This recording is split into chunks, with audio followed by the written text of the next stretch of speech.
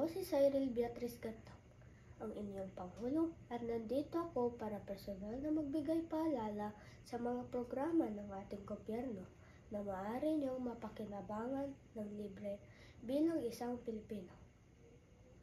Una, ang K-12 ng Kagawaran ng Edukasyon.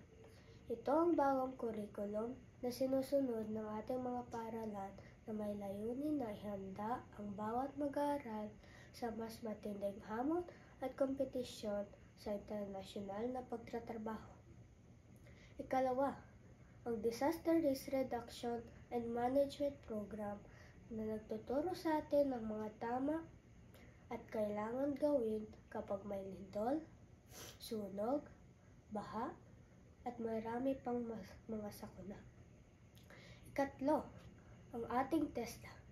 Layunin ng programang ito na paunlarin ang teknikal at mga kasanayan ng bawat manggagawang Pilipino.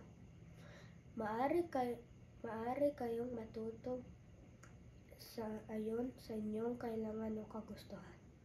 Maaari kayong matutong magluto, magkumpuni, manahi, at marami pang iba.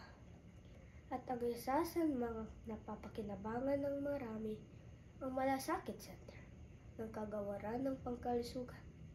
Layunin ng programang ito na tulungan ang mahihirap nating mamamayan na makapagpagamot ng libre at hindi mahihirapan sa pagproproseso ng mga papeles dahil may mga nakatalagang lugar at mga tao sa bawat ospital. Bawat sa mga karagdagang impormasyon, narito ang mga website na bawat ahensya na maaari niyong bisitahin. Muli, ako po ang iyong Pangulo, Cyril Beatriz Gantong. Maraming salamat.